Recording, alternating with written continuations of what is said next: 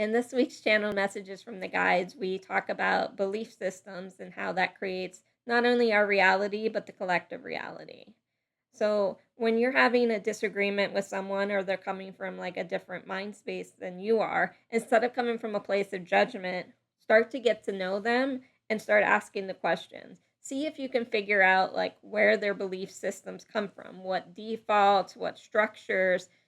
Only then will you actually understand where they are coming from. And often, as you start to understand where they're coming from, you can relate it back to something in your life and you can find that common ground that might have been missing before. Because as you're understanding someone else, you can start to heal yourself and the situation that you're in. So, for those of you that are new to the channel, I'm a light worker that uses automatic writing to get information from my guides, and I share their messages here on this channel for you. So, let's just get into the reading. Your feelings are your own. They are a product of your beliefs, expectations, commitments, and focus. They are neither good nor bad, but get put into those categories by you and how you choose to relate to them. What is happening on the planet or in political systems currently is also a product of your beliefs and how you choose to view them. This is why some choose to continue wars.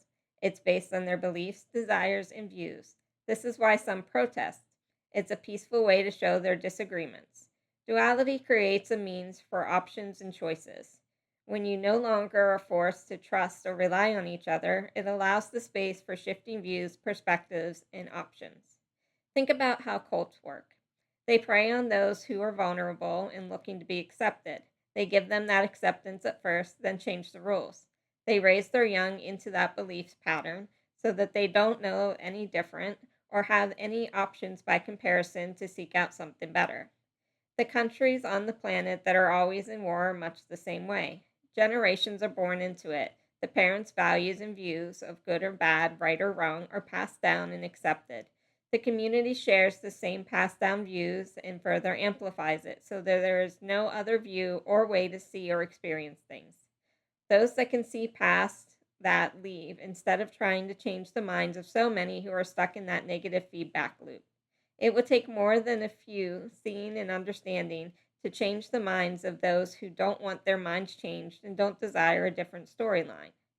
How exactly do you override a collective belief then? That's the main question. You need to start to do it one by one and work your way out. This is why education starts to become the focus in developing countries, because if you can teach the next generation how to think differently, you'll start to get different actions and different results. It's the next generation can have a different outlook. They can solve the problems in a way the previous generation was unable to. Notice which areas are trying to fix the mindset to be freed and educated, and which ones want to continue to control the narrative and keep things going as it always has been. Notice in the US where the narrative has been racism. Is it not the areas that had segregation the longest or lost their way of life when slaves were freed? Do they not hold on to the Confederate flag and those old values? Do they not create groups to keep that old belief alive? Do they hold on to the past or have they accepted the future that others were moving on to? It's a lot of repeated patterns across the planet and throughout cultures and generations. It's often easier to try to hold on to antiquated beliefs than trust in a future you aren't accustomed to. Familiarity is more comfortable for most, which is why change is difficult. But you must shift that if you are to have better or create something more suitable for the whole instead of the preference of a few. How are your beliefs or choices affecting the collective? How do you handle change? Are you able to step back and understand the circumstances and background that could be shaping where another's beliefs or paradigms are coming from? If you can't step out of your mindset to understand someone else's, then how can you expect them to do the same for you? Finding common ground becomes difficult when you are so shut off and stuck in your own defaults and moral compass that you won't even try to see what another sees. You don't have to shift your beliefs to match or condone their actions, but trying to understand or see the patterns that got them to these conclusions will help you to understand and dig out for them if they are not able to dig out for themselves. It allows you to have that moment of clarity of, oh, that's where that default or belief came from. Once you find the source for them, it allows you to see the cause and effect, and in some cases, explain what your outside perspective notices so that you can help them see it through a different lens. Only then can you start to chip away at what you thought might have seemed impenetrable at first. This is not to say get to know someone just to tear down their beliefs, but it's easier to understand how they got where they are when you take the time to listen and understand instead of approaching from a place of judgment or resentment. Every interaction is an opportunity to learn something. With everything you learn about them, you heal something within yourself as it allows you to see where those same missteps might have taken place in your life. Find that common ground first, and then see where it can lead when you look at it from compassion and curiosity. Compassion and curiosity are the best way to learn as it comes from love, not judgment. It allows you to see from your heart and not just with your eyes. When you come from love, your understanding is much deeper, as it does not come from the surface, but from the source. When you come from the source, it allows you to address things from a deeper level instead of just masking it. The issue is a lot of humans explore ideas and concepts from a place of judgment and are only looking on the surface. They're only looking for the parts that prove or disprove the set ideas or beliefs that they already have instead of trying to learn or comprehend. It's selective research.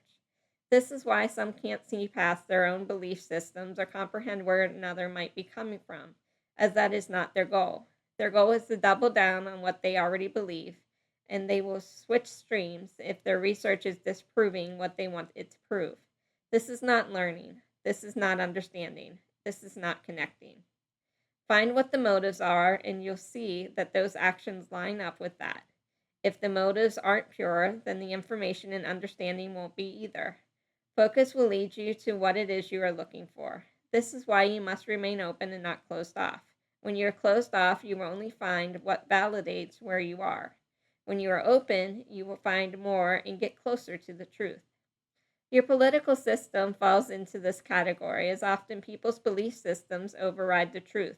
The sources where they find their information is not about educating or understanding, but doubling down on what they refuse to change or admit to. This creates separation. This is where hierarchy, chaos, and control reign. When you are closed off, it's much easier for others to control you. They recognize your stance is stronger than your desire for the truth, which allows a way for you to be coerced and controlled, as they can feed into that closed off stream. Think about it as a river. If a river is open, meaning it has many tributaries, then when a flood comes and more water is added, it has outlets to go and can filter that water without any issues.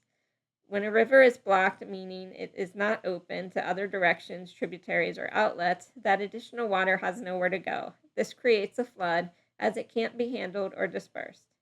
Information is the same. If you're just feeding the same information into your stream, it's a flood of just that narrative. But if you are open, you can find other resources, other outlets, other ways to do things grow and expand. You can branch out and have more experience and understanding as a result. Are you closed off or open? Are you flooding or dispersing? You can choose to grow and expand or stay the same. You can keep your growth capped off or you can keep going. Goals aren't necessarily an end, they can be viewed as a new starting point. At first, that distance seemed unattainable, but once you got there, it opens the doors as you are at a new level. You then have the option of continuing to push forward or stopping and putting a cap on your potential. You must recognize the only one putting limitations on how far you can go is yourself. Limitations by others are options. You can choose to obey or ignore. Limitations you impose on yourself must be explored, as those are the ones that will sink your potential and prevent you from reaching higher. You have more control over your life than you realize. Once you step out of that fear, there is nothing that can stand in your way. What do you believe is possible? Why does it stop where it does? Can you expand yourself to desire or be more? What would you gain if you just allowed it? Give yourself permission to have the life that you want for yourself, to reach a goal others might not see but you know exists. You don't need validation or approval of others to do what is right for you or to find your gifts and shine. There is this habit among your species to crave acceptance, and with that acceptance comes restrictions and limitations. But what you don't realize is that those operating under those constraints are at a lower vibration and are able to be controlled due to that pride, fear, guilt, or shame.